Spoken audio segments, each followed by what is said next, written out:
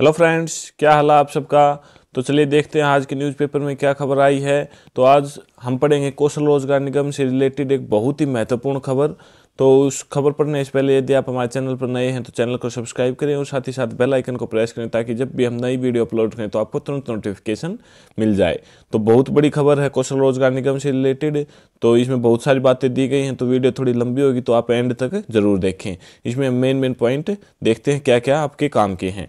तो हरियाणा में आउटसोर्सिंग जो आपकी डीसी रेट की भर्तियाँ होती थी वो उनके बारे में बताया गया है। तो हरियाणा में आउटसोर्सिंग के तहत कौशल रोजगार निगम से यूं होगी नियुक्तियां। तो पूरा पूरा प्रोसीजर इसमें दे रखा है कि कैसे नियुक्तियां होंगी, क्या कितने मार्क्स के आधार पर क्या कुछ बता रखा है। इसमें सारे की सारी देखते हैं, पढ़ते हैं इसमें आगे। सरकार ने तैयार की नई नीति, मुख्यमंत्री मनोहर लाल से सैद्धांतिक मंजूरी मिली। ठीक है, मुख्यमंत्री मनोहर लाल ने कह दिया कि ठीक है भाई, ये प्रोसीजर आप लागू कर सकते हो। नीति में सबसे गरीब परिवार के बेरोजगार युवा को तरजीह देने के लिए अंकों का किया प्रावधान। तो किस आधार पर अंक मिलेंगे वो भी सब बातें बताई गई हैं। तो यहाँ पर देखते हैं, ये सब बातें इसमें बता रखी हैं कि भाई जो आपकी डीसी रेट की भर्तियाँ होती थी वो अब इसके तहत हरियाणा कौशल रोजगार निगम के तहत होंगी। इसमें रजिस्ट्रेशन करवाना पड़ेगा और वहीं से आपका सारा का सारा डाटा उठा लिया जाएगा और उसी आधार पर आपको जॉब मिलेगी। ठीक है, तो ये बता रखे हैं कि नियुक्ति किस प्रकार होगी। तो आउटसोर्सिंग पर नियुक्ति के लिए यह होगा मानदंड। ठीक है, तो 150 कुल 150 मार्क्स होंगे, स्कोर अधिकतम 150 होगा। तो किस प्रकार होंगे वो देखते हैं। तो सालाना पारिवारिक आय उसके 40 मार्क्स मिलेंगे। अभी देखेंगे 40 किसको मिलेंगे और 10 किसको मिलेंगे, 20 किसको मिलेंगे, वो सारी की सारी बातें बाद में देखेंगे। तो एक बार ये 150 अंक किस किस के मिलते हैं वो देखते हैं। तो सालाना पारिवारिक आय के 40 अंक मिलेंगे। उम्मीदवार की उम्र एज के हिसाब से 15, कौशल योग्यता के हिसाब से, पढ़ाई लिखाई के हिसाब से 20 मार्क्स, सामाजिक आर्थिक मानदंड सोशियो इकोनॉमिक्स के 5, सीईटी लिखित परीक्षा के 10, ईज ऑफ डिप्लॉयमेंट 10, मुख्यमंत्री अंत्योदय परिवार 50। ठीक है, और कुल हो गई आपके 150। ठीक है, तो ये 150 मार्क्स से आपकी एक मेरिट लिस्ट या एक वो लगा सकते हो कि एक सूची बनाई जाएगी, उसी के आधार पर उनका गठन होगा। ठीक है, उनकी नियुक्ति होगी।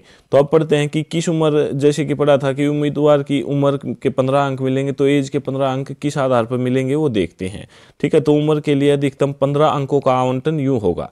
तो जिसकी उम्र 18 से 24 वर्ष के बीच में है उसको 5 अंक मिलेंगे। ठीक है, 5 पॉइंट मिलेंगे। और 24 से 30 के बीच में है उसको 10 अंक मिलेंगे। 30 से 36 के बीच में उसको 15 और 36 से 42 के बीच में उसको 10 और 42 से ज़्यादा वाले को कोई अंक नहीं मिलेगा। ठीक है, तो इस प्रकार ये आपकी एज के हिसाब से अंक आपको नंबर मिलेंगे। अब आगे बढ़ते हैं। शैक्षिक योग्यता के आधार पर 20 अंक यूँ मिलेंगे। ठीक है, तो किस प्रकार, जैसे इसमें लिख रखा है कि भाई कौन सी यूनिवर्सिटी से कर रखा है, किस पोस्ट के लिए अप्लाई कर होने जा रहा है और उसके लिए क्या एलिजिबिलिटी होनी चाहिए, उस आधार पर आपको उस सर्टिफिकेट वगैरह देख के 20 अंक मिलेंगे। सामाजिक आर्थिक मानदंड के 5 अंक इस तरह होंगे। तो ये तो सीईटी में भी आपके जैसे होंगे, वो सेम एज इट इज जैसे ही हैं कि आवेदक के पिता की मृत्यु हो या फिर वो दूसरा बच्चा हो, ना दूसरा बच्चा हो पहला, इस प्रकार ये बातें बता रखी हैं। ठीक है, तो वो जो आपका सीईटी में है वो 5 अंक सेम एज इट इज यहीं पे मिलेंगे। ठीक है, आगे बढ़ते हैं। सालाना पारिवारिक आय के अंक 10 से 40 होंगे, उनका आवंटन 100। तो जैसे आपकी जो इनकम है उसके हिसाब से भी, जैसे हमने पढ़ा था कि सालाना पारिवारिक आय से आपको 40 अंक मिलेंगे। तो वो किस प्रकार होंगे, तो जिसकी आय 1,80,000 तक है उसको 40 अंक मिलेंगे। ठीक है, पूरे के पूरे 40 मिलेंगे। और जिसकी 1,80,000 से 2.5 लाख तक है उसको 30 अंक मिलेंगे। और 2.5 लाख से 4 लाख तक है उसको 20 अंक मिलेंगे। और 4 लाख से ज़्यादा है उसको 10 अंक मिलेंगे। ठीक है, तो इस प्रकार आपको ये अंक मिलेंगे। टोटल बताया था हमने 150। तो ये आपको हो गया कि किस प्रकार आधार पर एज में आपको कितने मार्क्स मिलेंगे, आप यहाँ से अनुमान लगा सकते हो।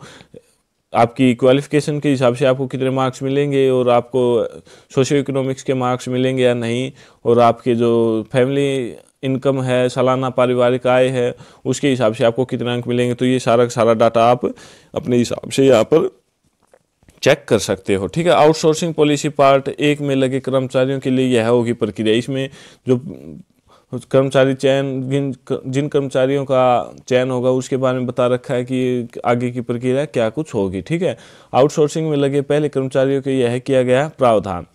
ये पार्ट 1 था, ये पार्ट 2, ये इसमें यही बता रखे हैं कि भाई कैसे क्या कुछ आपका प्रोसीजर रहेगा।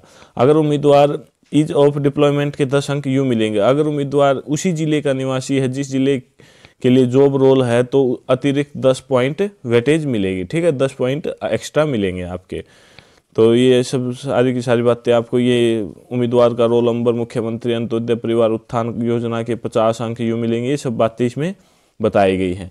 विभाग यह करेगा काम, तो इसमें बता रखा है कि विभाग किस तरह से उनका चयन करेगा। तो संबंधित विभाग किसी कर्मचारी की ड्यूटी को कोताही पर जाने पर एक कारण बताओ नोटिस देकर अनुशासनात्मक प्रशासनिक कार्रवाई करने या तैनाती की अवधि पूरी होने के से पहले उसे कारण बताओ नोटिस देने के बाद हटाने के लिए सक्षम होगा। ये नहीं है कि आप लग गए तो आपको कोई हटाने वाला नहीं है, क्योंकि ऐसा कुछ नहीं है। अगर संबंधित विभाग को लगेगा कि कर्मचारी ड्यूटी से जो उसको काम सौंपा गया है उसमें कोताही बरत रहा है, उसको अच्छे से नहीं कर रहा, तो उसको एक नोटिस जारी करेगा और उसके ब्याह पर उसको हटा भी सकता है।